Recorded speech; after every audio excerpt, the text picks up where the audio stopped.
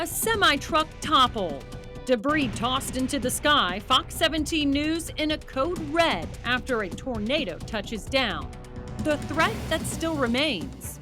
I wish that I had a better story.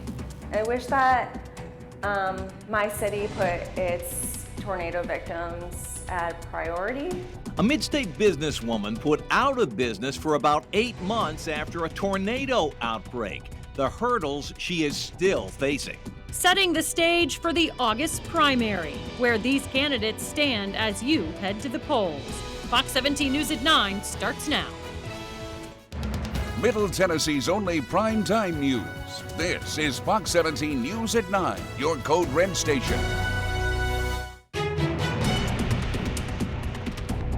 A spin-up tornado picking up debris across Murfreesboro.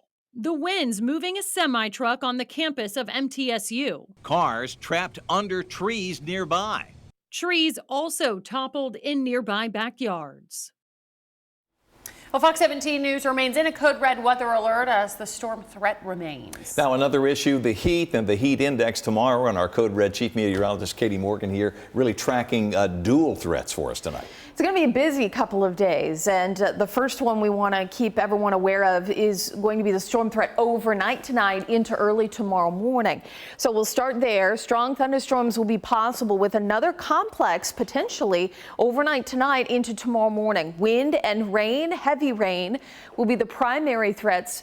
Can't completely rule out a spin-up tornado with this threat here.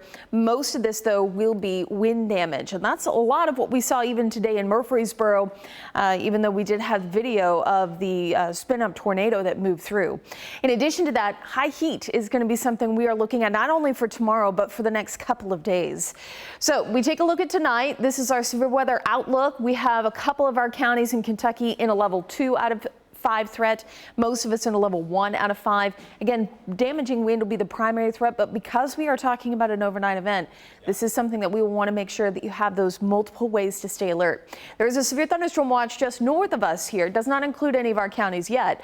This is going to be the complex, though, that we are watching sink southward here. So I think it's not going to arrive most likely until after maybe 1 or 2 a.m. So future track here does bring in a line mainly after midnight. Here's 2 o'clock in the morning. The potential for scattered showers and thunderstorms, and again, a couple strong thunderstorms will be possible. I would expect the line to gradually weaken as we get closer to dawn early Tuesday morning, but it remains possible through the overnight. And I don't want us to ignore the rain threat here. We're looking at a couple of these complex over the course of the next 24 to 36 hours, and that will start to add up as far as the rain totals go. So flash flooding may be a problem for us. 76 for the overnight. It is a muggy, it is a mild night. We'll talk more about the storm risk for tomorrow night, and of course the heat. That's all coming up in your Fox 17 Code Red forecast. Katie, thank you, and our Fox 17 Code Red weather team really covets your pictures to help us tell the weather story. You can easily share them with us. Just go to our website, fox17.com, look up at the top on the far left, hit chime in, and follow the instructions. New tonight, the Metro Council wins its lawsuit against the state involving the size of the council. Last year, Tennessee's legislators passed a law limiting Nashville's Metro Council to no more than 20 members. This, even though state constitution allows councils to have 40 members. The city sued, stating that the state constitution requires voters in the affected area to vote on the measure before a change can be enacted. Well, that requires the voters in those areas, again, to vote before the measure can go into effect. Since that never happened, a panel of judges ruled 2-1 that the law is unconstitutional. Mayor Freddie O'Connell backs the ruling. This issue is getting bigger and bigger and bigger. Fox 17 News discovers more flaws in the system as it pertains to who's responsible for regulating rideshare drivers in Metro and our state.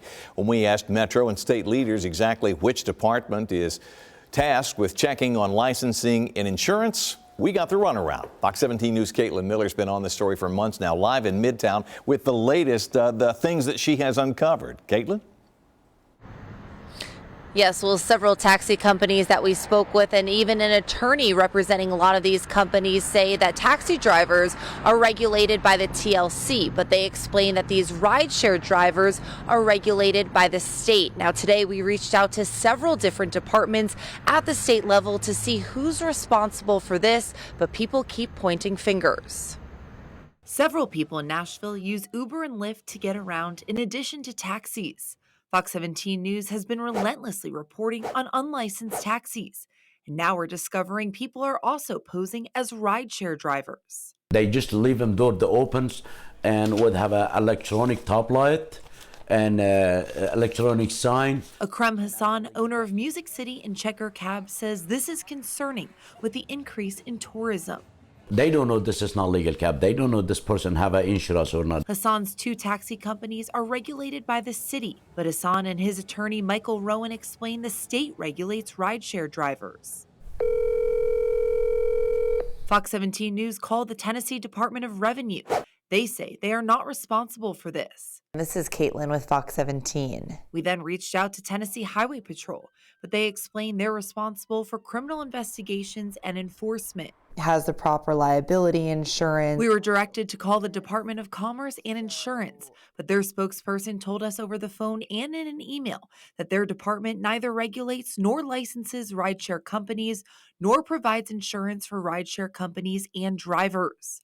Then we reached out to Uber and Lyft to see if they know who the governing body for these drivers are, but we have not heard back yet. There's nobody that works for the state that's down there that are making sure that these individuals are doing what they're supposed to do. Rowan says someone needs to take ownership and enforce the law. It's a very dangerous situation, in my opinion, that they can just pretty much run rampant before something very bad happens.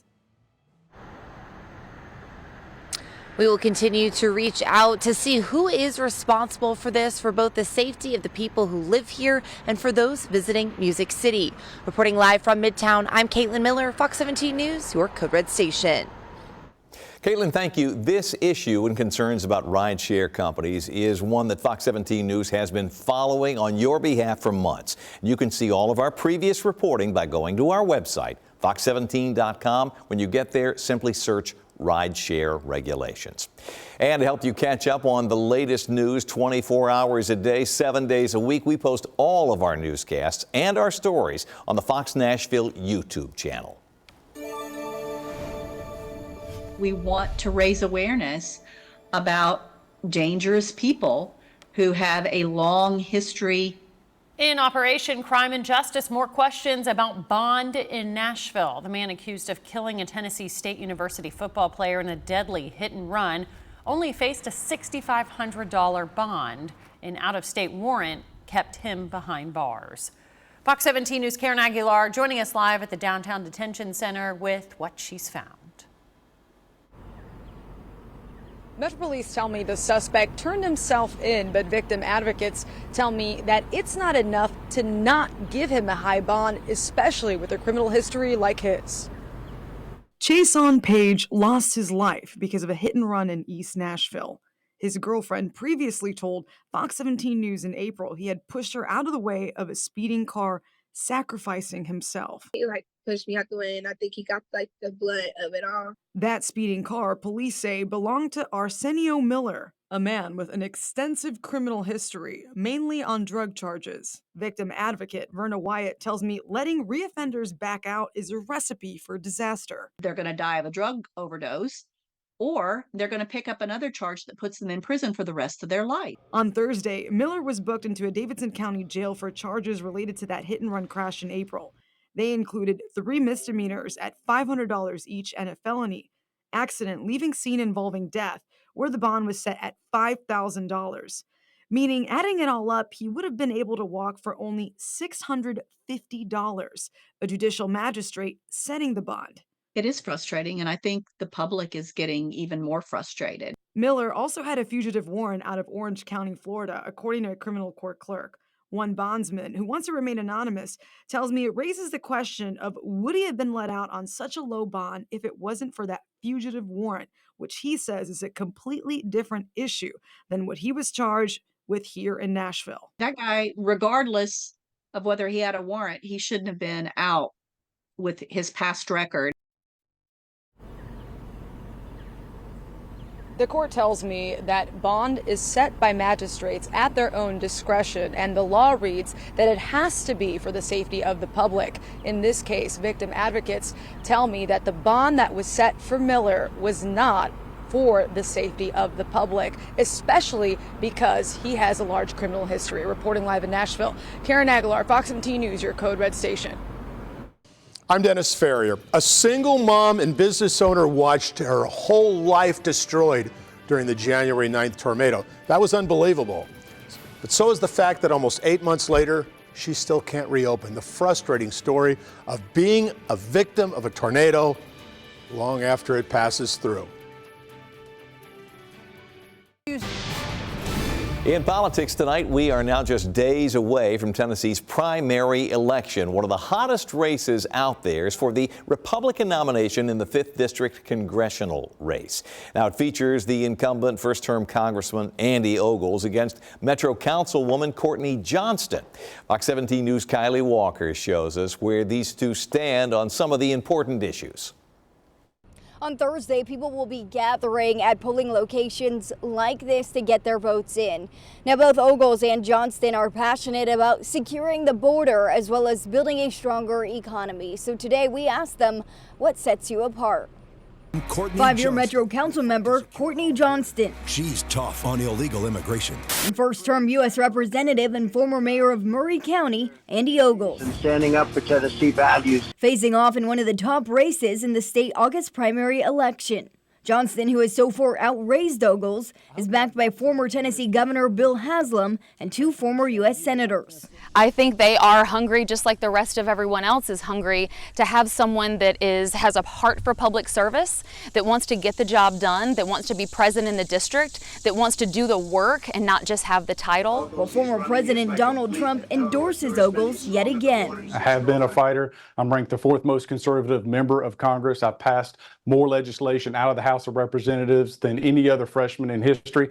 Both fighting for the seat with grassroots meetings and door knocking. I'm Courtney Johnston. And both Republicans campaigning on similar policies. It's the same 2 things over and over and over again. It's the southern border and all the crime that's associated with it. And then, of course, it's the economy. And so that's why I have the Send Them Back Act, which would trigger the largest deportation in American history. Yes, we both want to secure the border.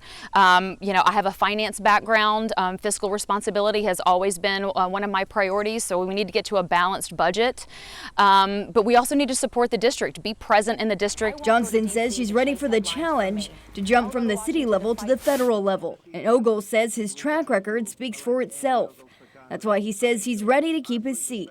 Now it's up to the voters to decide.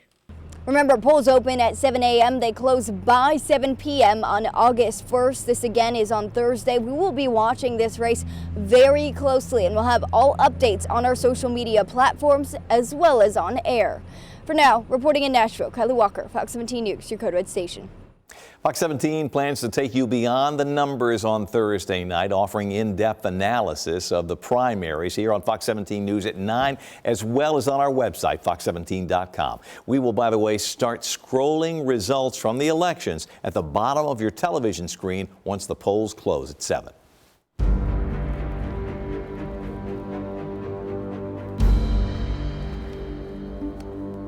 Well, when a tornado badly damaged her business, a Hendersonville woman knew that it would hurt her income. But the single mom says that the rebuild is pushing her toward ruin.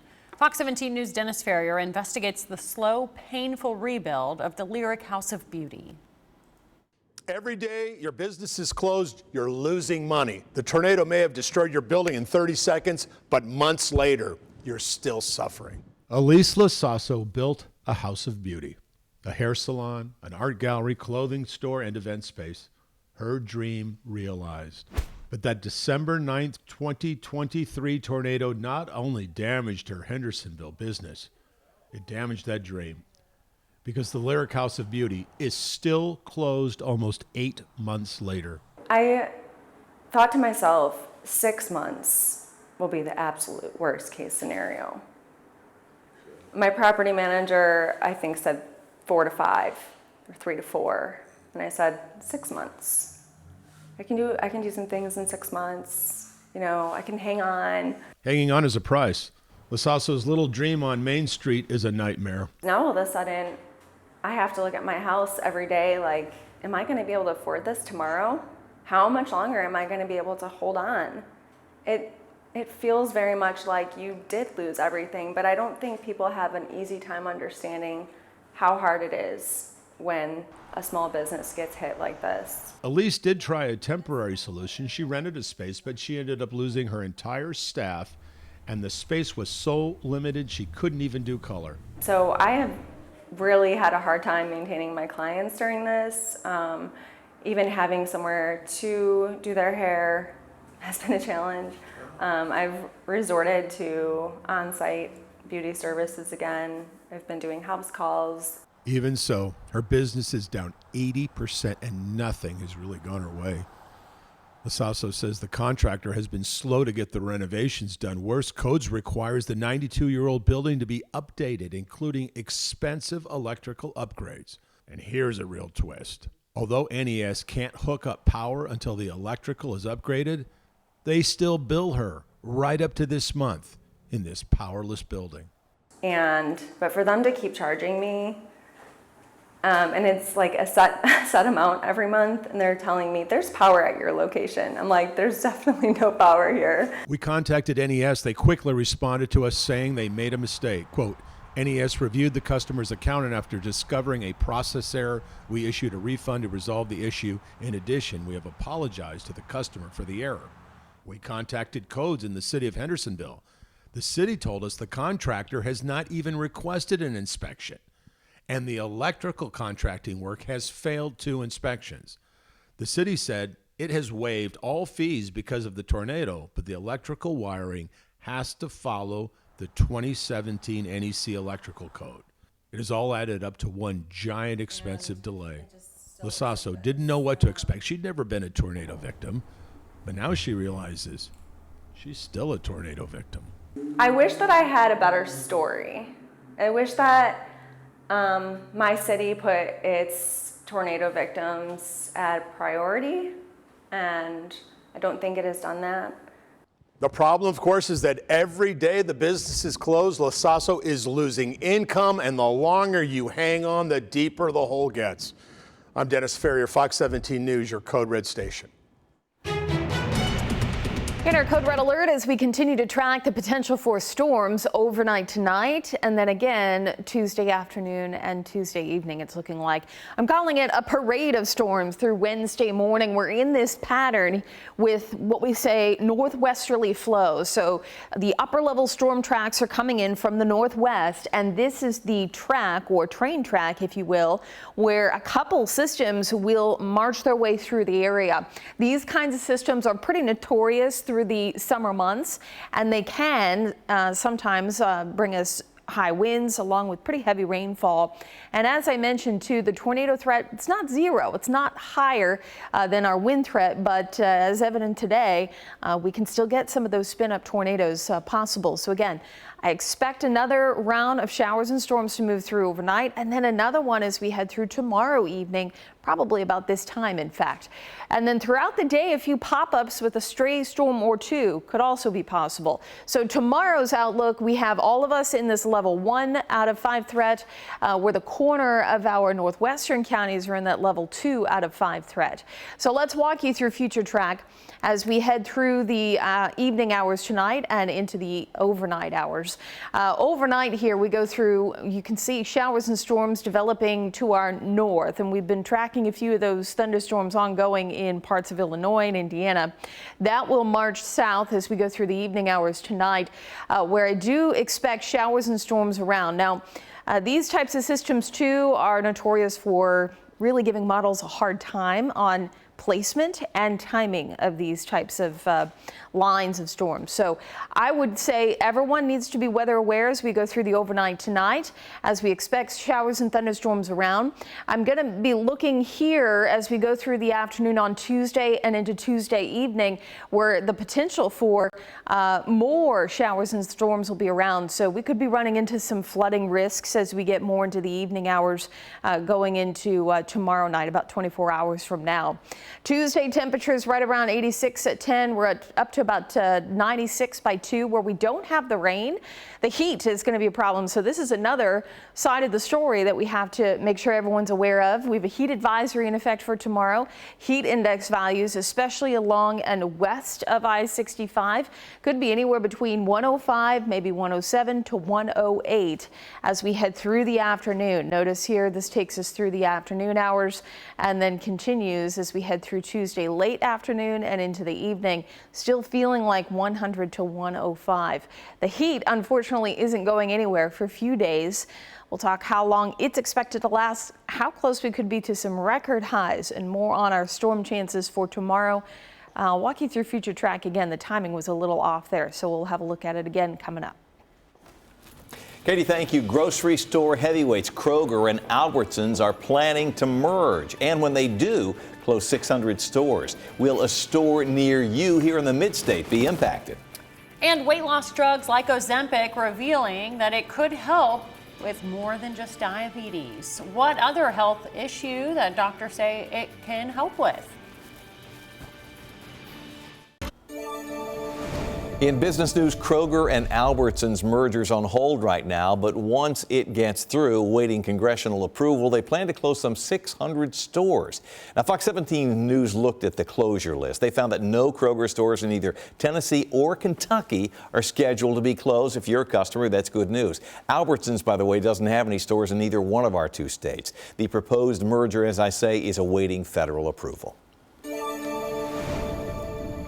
In your health news tonight, it appears that weight loss drugs like Ozempic now show promise with helping out in another area of health. A new study found diabetic people taking semaglutide medications like Ozempic, Wegovy, and Rybelsus also had a reduction in tobacco use. Researchers say that they were less likely to need help quitting.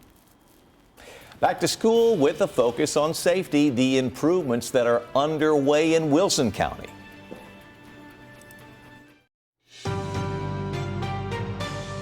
Tonight in Crisis in the Classroom, questions about school safety as mid-state school districts prepare to kick off the fall semester. Yes, it's that time. Joining me now with more on that is Wilson County School Spokesman Bart Barker. Bart, good to see you. When do you guys start back, by the way? Tick-tock, it's Friday, August 2nd. It's coming later this week. So here we go, ready to get another school year started. You bet. Now, in terms of safety, I know Wilson County Schools was, if not the first, among the first school district in the state to put a resource officer in every school. Here in Nashville, obviously staffing is a little bit of a challenge. We can't do that. Are there enough deputies there to cover all your schools? How's that working out for you guys? Yeah, based on the latest information that I have received, we work very closely with not only the Wilson County Sheriff's Office, but all local law enforcement within Wilson County. The Sheriff's Office is the one who trains and staffs and outfits our school buildings with those SROs, and we are fully staffed as we get started for this 24-25 school year that starts on Friday. Multiple officers are involved in our high schools, but every school has at least one SRO officer in the building. Parents love that. Now, in June, we here at Fox 17 reported that the Wilson County School Board had approved nearly $1 million for ballistic film on all your school windows. Without giving too much away, can you tell me how that's going? Yeah, of course, it's just an added layer of protection and security. When we look at school safety, it is a priority with our district, and what this allows us to do is to put that film on the lower levels of our school buildings. The installation process will be getting underway very soon, and we're hopeful that that project is completed by the end of this calendar year. But we'll update at future school board meetings on how the work on that is going. But that is another layer. Now, another approval I do want to mention real quickly, and it kind of ties into the SRO piece as well, is that 2 new service canines were also approved recently by the school board, and they will be part of the security team as we go in this upcoming school year, and they'll be making the rounds through schools throughout the school year, detecting any substances or things that are strictly prohibited from our schools. So we value those canines that are being finished up training right now down at Auburn University and coming and working in our schools very, very soon. Well, I know parents will love that. I know in terms of security, information is key. You guys encourage people to report either the sheriff's department. I know you've also used the Safe Tennessee app. Are people, willing to come forward knowing that, the light won't be shined on them?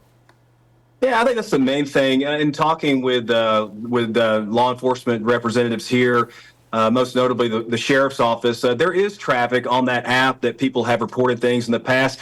But, if it makes people more comfortable to just reach out to the sheriff's office in general to report something that they have detected or seen near campus, on campus, more than anything, your anonymity is extremely important. And please know that will be protected anytime that you do want to report anything that law enforcement needs to be aware of. More eyes, more ears is always extremely important. And we have a lot of traffic on our schools each and every day for pickup, drop-offs, and all those sorts of things. So you're part of the team. You're part of the team to help us keep our campuses and schools safe. So if you see something, if your child tells you about something, hey, report it, and you can stay anonymous through multiple ways. Wilson County School Spokesman Bart Barker, thank you for doing this. Good luck on Friday as you kick off the fall semester. We're ready. Thank you so much, Scott. Appreciate it. Fox 17 News is your back-to-school headquarters, and we want to make sure that your child is prepared to return to class. Some students need to show proof of immunizations to go back to school. Metro has set up clinics at 3 health centers across the city. You can call and make an appointment at the Lens Public Health Center, East Health Center, and Woodbine Health Center. And we want to know what you think. Are you ready for your children to go back to school? This poll is live right now. So far, 152 people weighing in. 60.5% say yes, it's time. Let's get them back to class. 39.5% say no. You can still vote. Just scan the QR code right there on your screen. It will take you over to our X page. Our handle's at Fox Nashville. Still time to vote, and we'll show you updated poll results here a little later in the newscast. Balancing free speech with public safety, how Metro leaders plan to deal with neo-Nazi demonstrations in town moving forward. And coming up, we will talk more about the records that we could be chasing as far as heat is concerned. We'll have that in your Fox 17 Code Red forecast.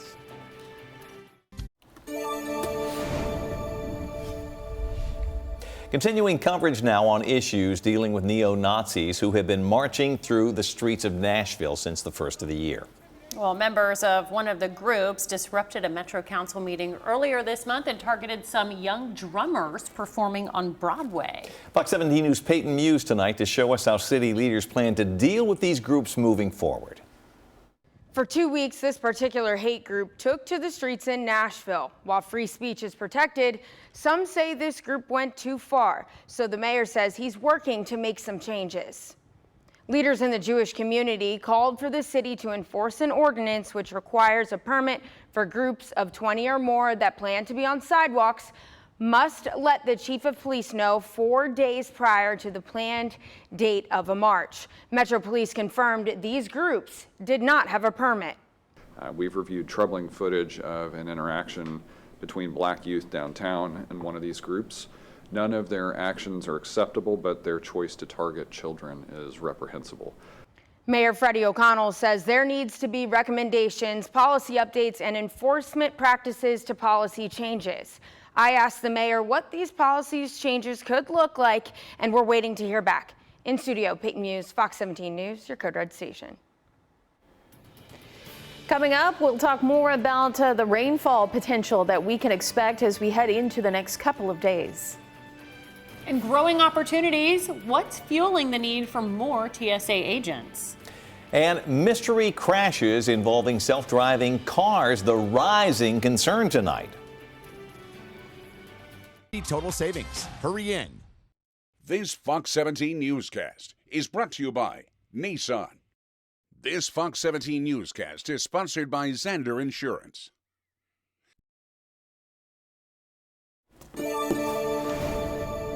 In the economy, the Transportation Security Administration has the Help Wanted sign out in Nashville. The agency held a job fair today at the Sheridan Music City Hotel.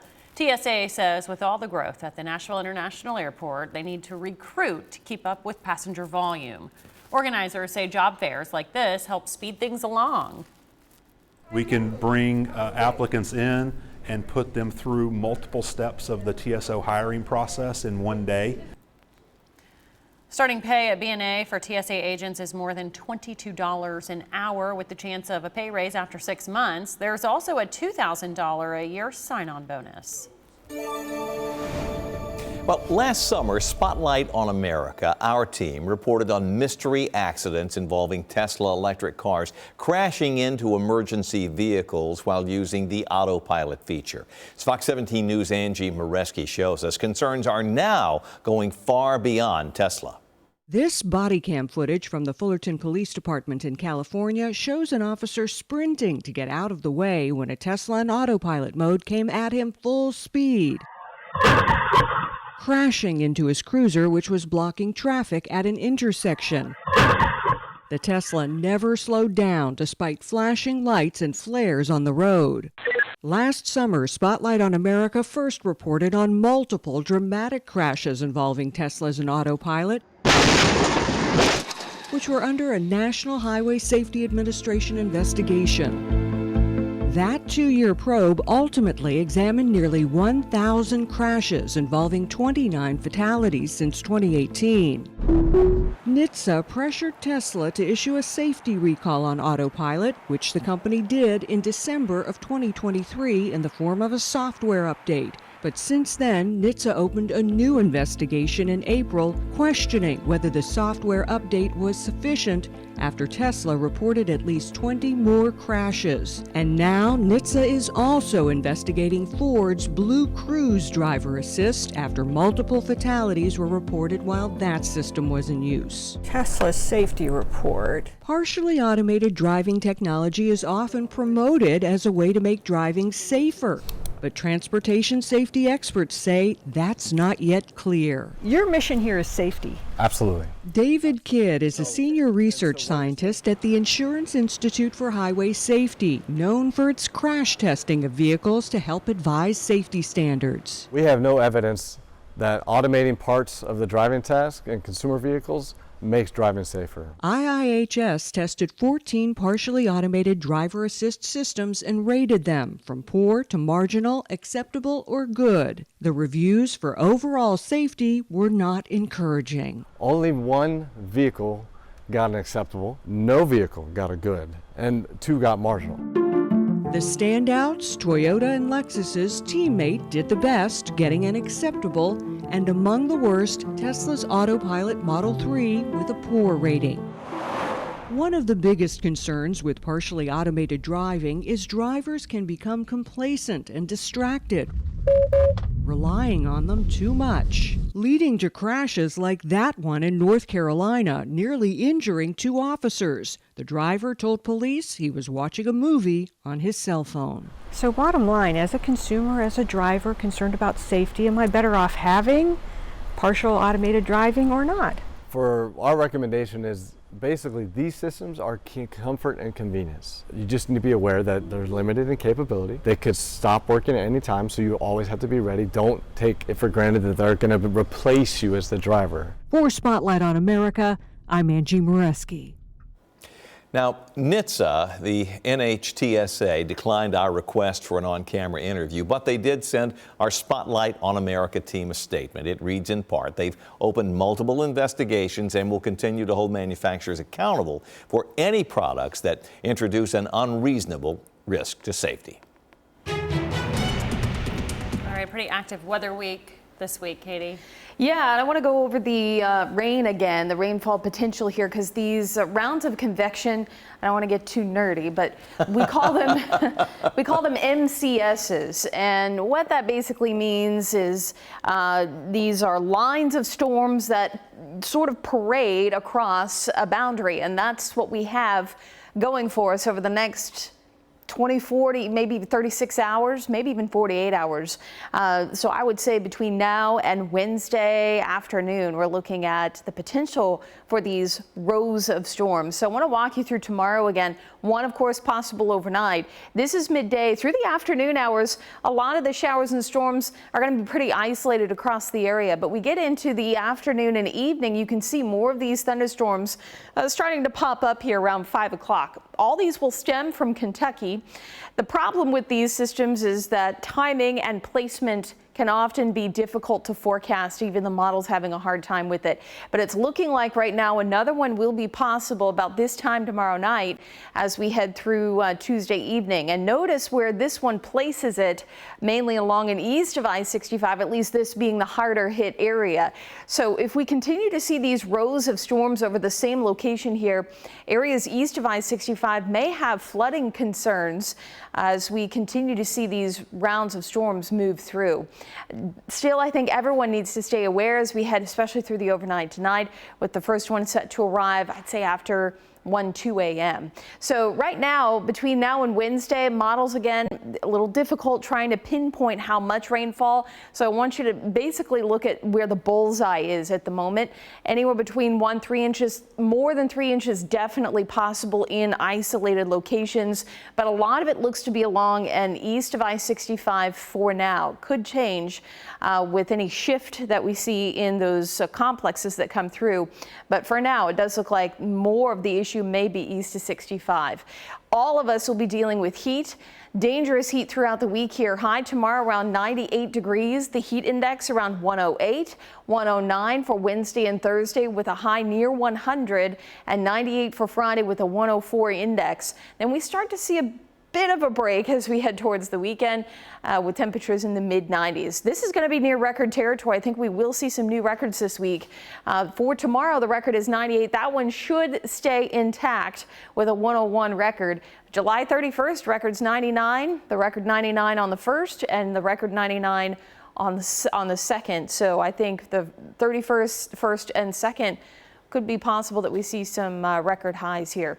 It'll all depend too, of course, where those storms set up. If we see rain and cloud cover that kind of lingers and hangs around longer, then we will most likely not see those record highs. Temperatures more in the mid to upper 90s, but upper 90s definitely possible over the next few days here, and we'll be in code red for heat Wednesday and Thursday, then drying out a little bit as well before more storms arrive this weekend.